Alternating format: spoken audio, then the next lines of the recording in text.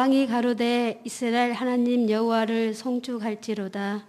여호와께서 그 입으로 나의 부친 다윗에게 말씀하신 것을 이제 그 손으로 이루셨도다. 이르시기를 내가 내 백성 이스라엘을 애굽에서 인도하여 낸 날부터 내 이름을 둘 만한 집을 건축하기 위하여 이스라엘 모든 지파 가운데서 아무 성읍도 택하지 아니하고 다만 다윗을 택하여 내 백성 이스라엘을 다스리게 하였노라 하신지라. 내 부친 다윗이 이스라엘 하나님 여호와의 이름을 위하여 전을 건축할 마음이 있었더니 여호와께서 내 부친 다윗에게 이르시되 내가 내 이름을 위하여 전을 건축할 마음이 있으니 이 마음이 내게 있는 것이 좋도다. 아멘. 제목을 어디서 가져왔냐면요, 영화 곡성에 나오는 대사 가운데 하나입니다. 무엇이 중한디라고 얘기합니다. 무엇이 중하냐고 무엇이 이렇게 얘기했고요, 무엇이 중한지도 모름서라는 대사가 나옵니다. 그렇게 말씀의 제목 자체를 다른 사람이 얘기하지 말고 하나님과 나와의 기도 가운데서 무엇이 중요합니까? 라고 묻고서 그렇게 서로 답을 해가는 그런 귀한 은혜가 우리 가운데 있어지기를 원합니다. 무엇이 중한디라고 얘기합니다. 톨스토이라는 사람은 그렇게 얘기했습니다. 이 세상을 살아가면서 세 가지 중요한 것이 있대요. 때가 중요하답니다. 때가. 그리고 사람이 중요하고요, 일이 중요하답니다. 여러분도 한번 잘 생각해 보시라고요. 톨스토이가 얘기한 가장 중요한 때는 언제인가? 그리고 가장 중요한 사람은 누구이고 가장 중요한 일은 무엇인가에 대해서 같이 생각해 보고 스스로가 한번 자문자답해 보실 수 있기를 바랍니다. 가장 중요한 때는 언제일까요? 가장 중요한 때. 예비하는 바로 지금 이 순간이 가장 중요한 때인 것을 믿습니다. 이 시간을 놓쳐버리지 마시라고요. 이 시간은 예배를 드린다, 예배를 본다, 이 두 가지가 다 이 표현되고 맞는 얘기지만, 그러나 중요한 거 있어요. 반드시 예배는 두 가지를 하시라고요. 하나님께 영광. 그리고 예배를 드리는 나는 어떻게 돼야 돼요? 시험 들지 마시고 은혜 받으시라고요. 아이들 같으면 준비됐나요? 제가 물어볼 것 같아요. 그런데 그 준비를 미리 하는 겁니다. 하나님께 영광, 그리고 나는 은혜 받는 자리 가운데 초대받았음을 감사할 수 있기를 바랍니다. 그리고 두 번째 사실, 가장 중요한 사람이 누구인가라고 묻습니다. 가장 중요한 사람. 누굴까요? 이현주 집사님 옆에 부근에 앉아있는 이영자 집사님 가장 중요한 사람이고요. 이영자 집사님 뒤에 김현욱 집사님이 가장 중요한 사람이고요. 지금 이 시간에 가장 중요한 사람은 다른 사람이 아니에요. 지금 함께 내 옆에 있는 사람들, 함께 이 공간 안에 들어와 있고 라이브 예배 가운데 참여한 12명의 사람들, 12가정의 사람들이 중요한 사람들이라는 겁니다. 또 있습니다. 가장 중요한 일이 무엇인가 묻습니다. 무엇이 가장 중요한 일인가요? 곁에 있는 사람, 내 곁에 있는 사람을 위해서 내가 무엇인가 선을 베풀고 좋은 일을 하는 것이랍니다.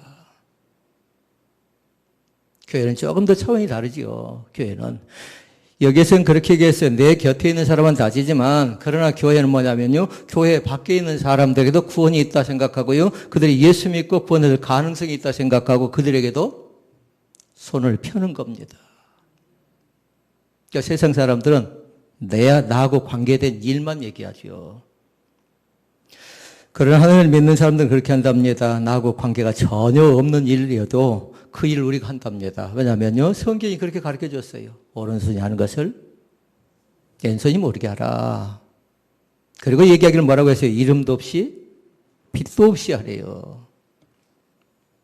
이것이 하나님께서 우리 가운데 가르쳐준 명령이자 성도의 본분이자 사명인 것을 믿습니다. 아까 찬양에 나옵니다. 검정색이랍니다. 검은색이랍니다. 솔로몬과 술람 여인 자체가 그래요. 도무지 가까이 갈 수가 없습니다. 도무지 함께 할 수 없는 그런 사이였지만, 그럼에도 불구하고 하나님이 여전히 우리 가운데 찾아오셨습니다. 그래서 나는 구원받았고, 그래서 나는 감사합니다. 있습니까? 구원이 다른 큰 것 아니었어요. 다른 외형적인 조건은 아니었다고요. 이렇게 따지고 저렇게 따지고가 아니라 마음으로 누가 믿는가, 입으로 누가 시인하는가, 하나님께 그것을 가장 귀하게 생각하십니다. 이 시간도 마음속에 믿으실 수 있기를 바랍니다. 그리고 그분은 나의 아버지가 되시고 나의 모든 것 되신다라고 고백하는, 입술로 고백하는 귀한 신앙이 우리 가운데 있어지기를 원합니다. 솔로몬 하면 하나님께 지혜를 많이 받은 사람입니다. 근데 그는 지혜를 받고 나서 성전을 건축합니다. 오늘 말씀 속에 보니까 그렇게 얘기합니다. 아버지 다윗이 하고 싶어도 하지 못했던 일을 그 자신이 감당을 해요. 그런데 성전을 건축하고 나서 제사장들이 하나님의 법궤를 새로 지은 성전에 안치하고 나올 때 하나님의 영광이 온 성전에 가득함을 그 자신이 보게 됩니다. 읽어볼까요? 말씀 8장 10절에서 11절 말씀 같이 읽어보십시다. 시작.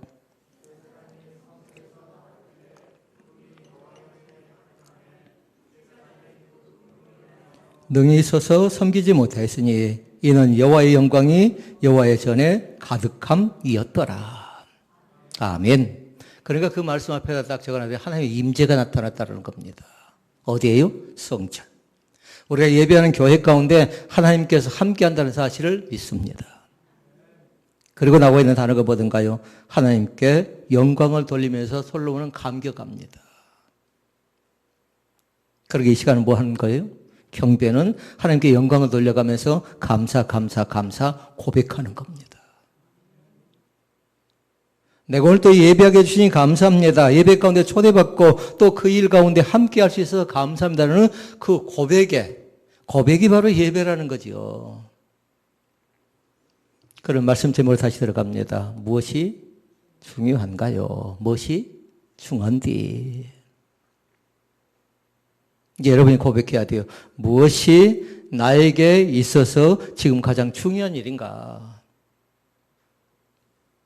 저는 오늘 4가지 말씀을 살펴보려고 합니다. 무엇이 중요한가? 저는 가장 우선적인 것을 사람, 우리 각자 한 사람 한 사람을 두고 싶습니다. 사람이 중요합니다. 사람이. 16절 말씀에 나옵니다. 같이 읽습니다. 내가 내 백성 이스라엘 애굽에서 인도하여 낸 날부터 내 이름을 둘 만한 집을 건축하게 하여 이스라엘 모든 지파 가운데서 아무 성읍도 택하지 아니하고 다만 다윗을 택하여 내 백성 이스라엘 다스리게 하였노라 하신지라. 아멘. 하나님께서 다윗을 선택해 가는 과정입니다. 다윗을 선택할 때 그 자신이 얘기하죠. 어떤 지파, 어떤 장소를 선택한 것 아니라 그 자신이 하나님의 마음에 합한 사람인 다윗을 하나님께 선택해 줍니다. 잘 한번 살펴보십시다. 우리도 사람을 만날 땐 꼭 확인하는 거 있습니다. 지역이 어디입니까? 학교는 어디 나왔습니까? 나이는 어떻게 됩니까? 하고 신원 파악을 하지요. 그런데 하나님께 그걸 묻지 않는 겁니다. 하나님께서 너는 얼만큼 많이 배웠느냐? 너는 얼만큼 큰 아파트에 살고 있고 너는 얼만큼 좋은 차를 타느냐? 그렇게 묻지 않고요. 그 자신이 얼만큼 하나님의 마음에 합한 사람인가? 그러니까 다윗은 그때 당시 어떤 출신입니까? 목동 출신이죠. 또 어린 사람입니다. 부족한 사람입니다.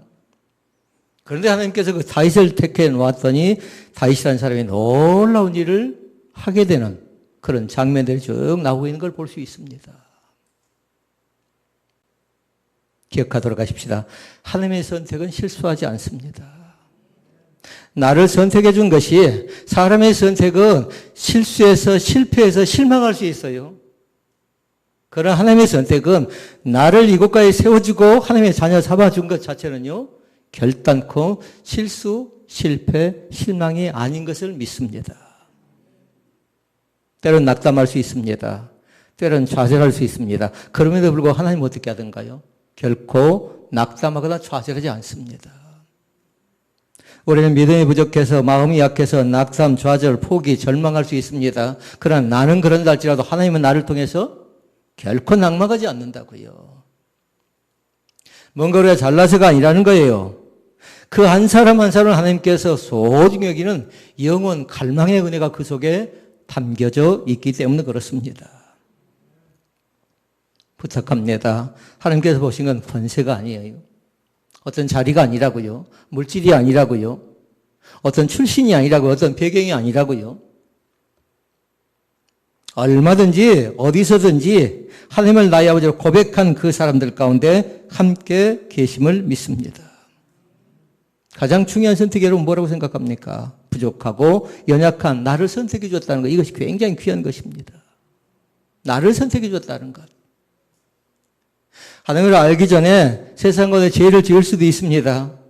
단체를 죄를 짓고 개인적으로 죄를 지었던 나의 모습을 보고 세상 사람들은 조롱할 수 있어요.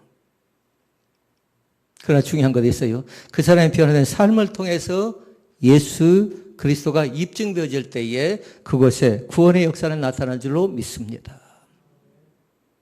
가정 안에 있는 한 사람 한 사람, 교회 안에 있는 한 사람 한 사람, 지금도 실망하고 또 나름대로 시험 가운데 빠져있는 그 한 사람 한 사람을 주님께 놓치지 않고요. 예리하게 보고 있다는 사실을 믿습니다. 두 번째 사실입니다. 하나님께 중요하게 생각하는 것이 있는데요. 마음이 중요하답니다. 마음이 중요하다고요. 누가복음 15장 하면 생각나는 것 있나요? 누가복음 15장. 탕자의 비유 나오지요. 그러니까 누가복음 15장은 그렇게 얘기한답니다. 비유장이랍니다. 이런 양의 비유가 나오고요. 이런 드라크마의 비유가 나오고요. 이런 아들의 비유가 나옵니다. 그러니까 비유장이라고 해요. 자녀가 몇 명인가요? 2명. 큰 아들이 있고 작은 아들이 있죠. 그런데 작은 아들이 허랑방탕해서 자기의 품깃을 가지고 나가지요. 그래서 우리는 뭐라고 하냐면요. 둘째 아들을 탕자라고 하는데요. 더 중요한 아들이 한 명 있어요.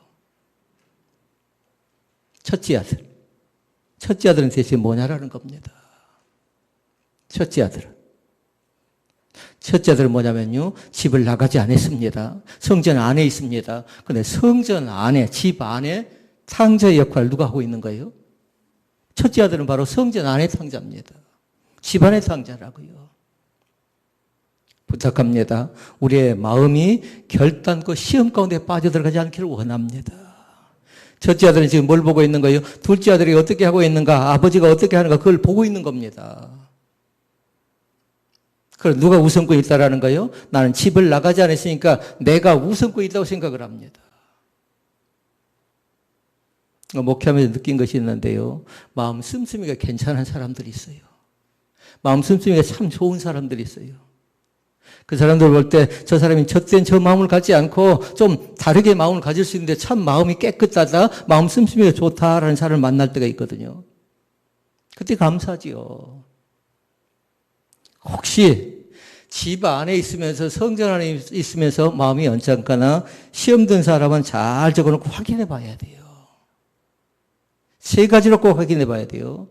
어디서, 무엇 때문에, 어쩌다 내가 시험 가운데 빠지는가 잘 보라고요. 그리고 이것을 극복해 나가야 돼요.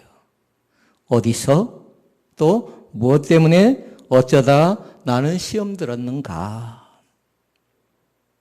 그럼 우리는 예배를 통해서 뭐 한다고 했어요? 첫째는 하나님께 영광, 두 번째는 은혜. 은혜 받지 못하면 시험 든다라는 거예요. 근데 그건 다른 걸 통해서 오지 않아요. 마음의 병을 통해서 찾아옵니다. 그러니까 마음의 병은 무서운 거예요. 혹시 여러분이 기도할 때라든가 찬양할 때라든가 말씀을 들을 때 아멘이 나오지 않죠? 그러면 내 영적 상태를 한번 진단해 볼 필요가 있어요. 그래도 아멘 안 하시네요. 잘 살펴보시라고요. 이것이 가장 쉬운 진단법이에요. 평상시 아멘을 잘했습니다. 찬양할 때도 아멘했고 기도할 때도 아멘했고 말씀을 들을 때 자연스럽게 아멘 했는데 언제부터인가 내 마음속에 내 목소리에 아멘이 사라져버릴 때가 있어요. 그때는 확인해 볼 필요가 있다고요.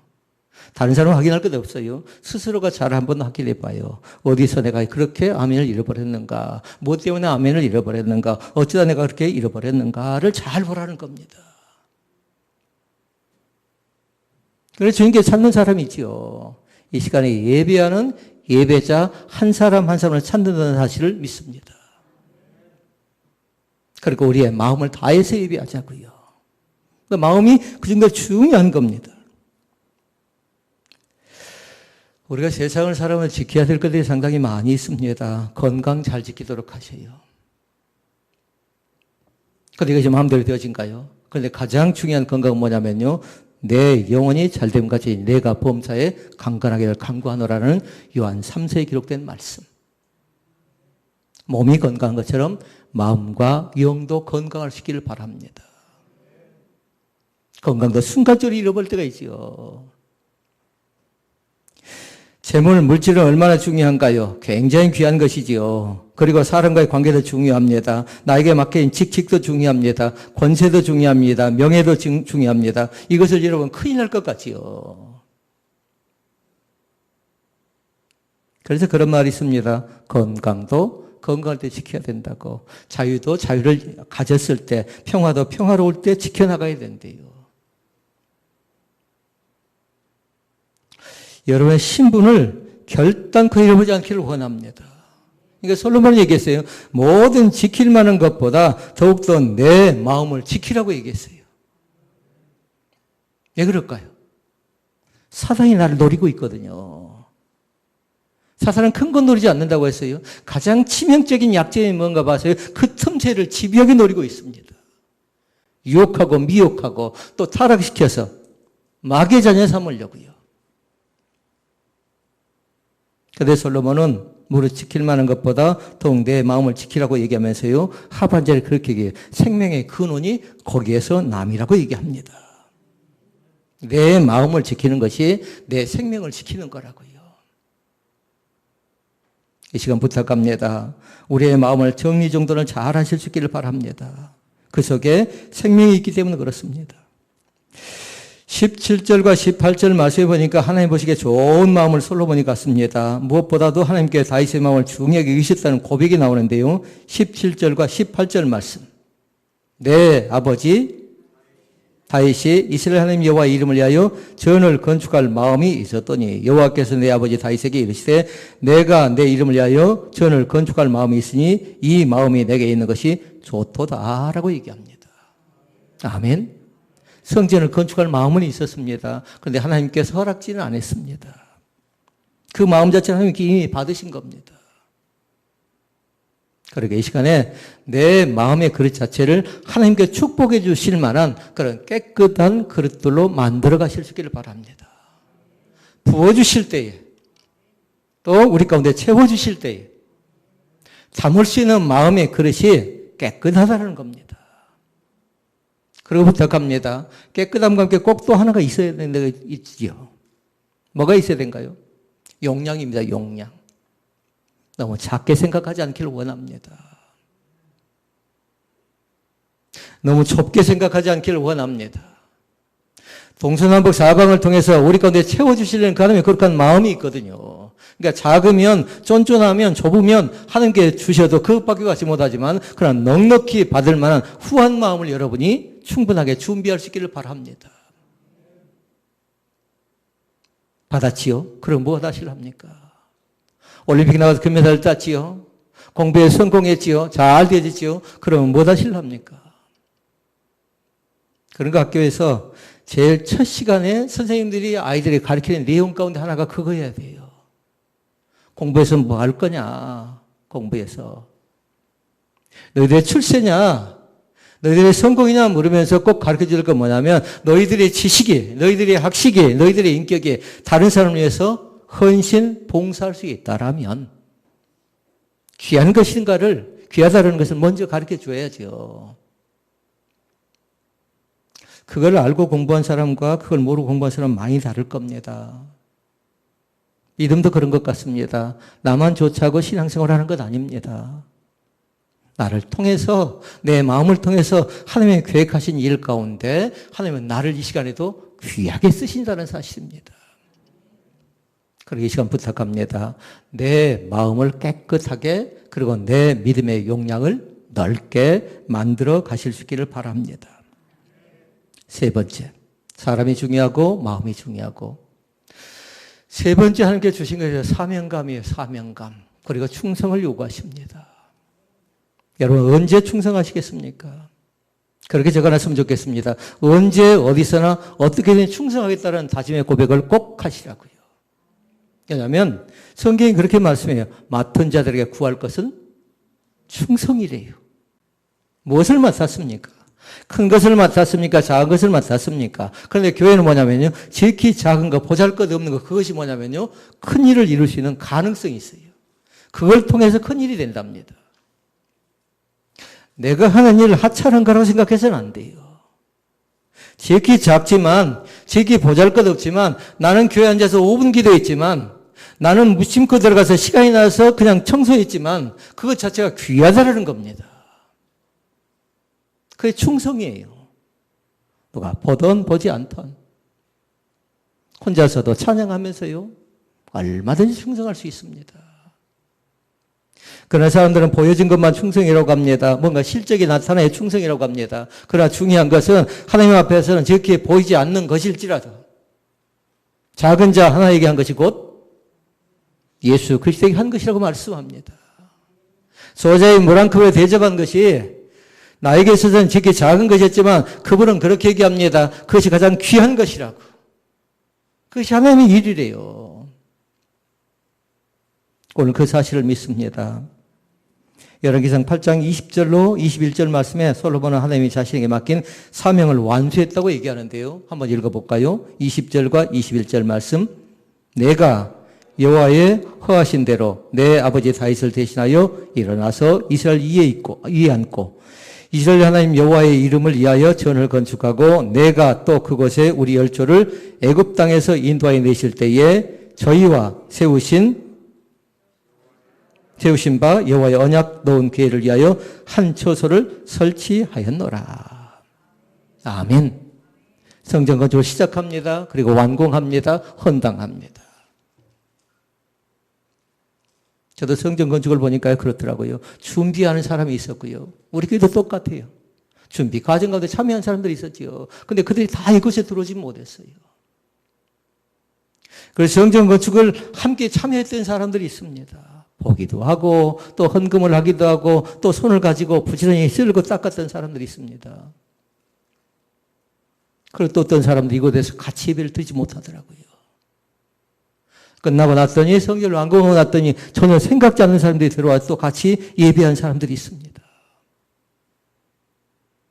모르는 겁니다. 언제 또 어떤 사람을 또 바꿔줄지 모릅니다. 이곳에서 여러분 기억하도록 하십시다. 나의 사명, 하나님께 나를 부르신 존재감이 대체 뭔가. 그러나 사명자는 충성한답니다. 그리고 이 세상을 볼 때요, 사는 사람들은 두 부류의 사람이 있어요. 사명감이 있는 사람과 사명감이 없는 사람입니다. 크나큰 차이가 있습니다. 교회도 마찬가지예요. 그냥 교회 다닌 사람과 교회 다니는 목적을 알고 다닌 사람은 다릅니다. 내가 왜 이 교회 다니는가? 내가 왜 이 교회의 구성원이 되었는가? 그건 확연히 다르다고요. 이 시간 정확하게 정할 수 있기를 바랍니다. 하나님은 나를 왜 이곳에 보내주셨는가? 사명의 원의 뜻을 보니까요, 귀한 것이 나옵니다. 뭐라고 얘기하냐면요, 심부름 받은 생명이래요. 그러니까 사명자는 못하는 거예요? 심부름이에요. 전달자예요. 그리고 사명자에 대해 그렇게 얘기했어요. 보낸다라는 뜻이 있어요. 머무는 것도 아니고 하나님을 알지 못한 사람에게 보낸다라는 건 다른 사명이 아니라 전도의 귀한 사명인 것을 믿습니다. 선교의 귀한 사명인 것을 믿습니다. 그러니까 사명자는 그렇게 얘기합니다. 사명자는 그 사명 때문에 성실하게 합니다. 또 어떻게 하던가요? 용감하게 합니다. 우리는 구약 성경 말씀을 통해서 볼 수가 있었습니다. 여호수아와 갈렙이 어떻게 하던가요? 용감하고 진지하게 지혜를 짜서 최선을 다하지요. 자기들이 맡겨진 사명이기 때문에 그렇습니다. 여러분 눈치 볼 것 없어요. 저도 여러분들이 마찬가지입니다. 여러분은 눈치하지 않습니다. 누가 잘한다고 나는 평가하지 않습니다. 이것은 차별이 있어서는 안 됩니다. 모든 사람이 똑같이 균등하게 기회를 가져야 되고요. 그리고 그 결정사항에 대해서 모든 사람이 함께 같이 찬성해 줘야 되고요. 오늘 또 그 은혜가 있기를 원합니다. 성전을 청소하자고 결정이 내려지면요, 또 성전을 청소하는 거고요. 약한 자를 살피자고 하면 또 하는 거고요. 지금은 어려우니까 지금 못합니다 하면 나중을 또 위해서 같이 기도하는 거고요. 사명자는 오늘만 살지 않습니다. 오늘 지금 당장 되어지지 않는다 할지라도 내일을 위해서 준비합니다. 꼭 기억할 수 있기를 바랍니다. C.S. 사상가 칼 힐트라는 사람은 얘기했습니다. 인생 생애의 최고의 날은 자기 인생의 사명을 자각하는 날이래요. 내가 왜 이 땅 가운데 왔고, 내가 왜 위기 가운데 있고, 내가 왜 우리 집에 왔는가. 그 사명을 깨닫는 날이 가장 인생의 최고의 날이, 가장 귀한 날이래요. 교회에서 공부를 하면서 물었습니다. 가장 기억에 남는 최고의 날이 어떤 날입니까? 물었더니요, 어떤 사람은 결혼한 날이래요. 어떤 사람은 또 아파트 산 날이라고 합니다. 그리고 어떤 사람은 첫 아이를 낳은 날이랍니다. 어떤 사람은 또 차를 구하려고 무지무지 많이 일을 썼는데 차를 구한 날이랍니다. 각자가 다 다르지요. 그러나 이 시간에 기억할 건 내 인생 최고의 날은 다른 것으로 얘기하지 말고 내 사명을 비로소 내가 알았던 날을 가장 최고의 날로 여기실 수 있기를 바랍니다. 아프리카에서 일평생을 보탠 사람이 있습니다. 선교의 사명을 감당했던 사람이지요. 리빙스턴. 그분은 그렇게 얘기합니다. 사명을 가진 사람은 그것을 완수하기까지는 죽지도 않는데요. 그건 뭘까요? 최선을 다해 충성하겠다라는 겁니다. 오늘 부탁합니다. 하나님께 찾는 사람 두 종류의 사람이에요. 예배자를 찾는가 하면 사명감을 갖는 사람을 찾고 계시다는 사실을 믿습니다. 세 가지 말씀 받습니다. 사람 중요합니다. 그리고 그 사람 속에 뭐가 있어요? 마음 중요합니다. 사람과 마음이 있는 사람은 반드시 뭐 해야 한다고요? 사명감을 가진 충성이 꼭 있어야 되는데 그것은 다른 사람과 비교하는 충성이 아니라 나는 나들의 충성이 있다라는 겁니다. 나는 나들의 사명감이 있다라는 겁니다. 마지막 네 번째입니다. 사람도 중요하고 마음도 중요하고 사명감도 중요한데요. 그 사람이 기도하지 않는다면, 그 마음이 기도하는 마음을 갖지 않는다면, 그 사명감으로 화를 불타오른 사람이 그 사명을 완수하기 위하여 이루기 위하여 기도하지 않는다면 불쌍해져 버립니다. 네 번째는 뭐가 중요합니까? 기도가 중요합니다. 이제 말씀을 거의 다 마쳤습니다. 여러분은 이 한 주간 동안에 잘 생각해 보셔야 돼요. 무엇이 중요한디 써놓고 첫째는 내가 중요하다.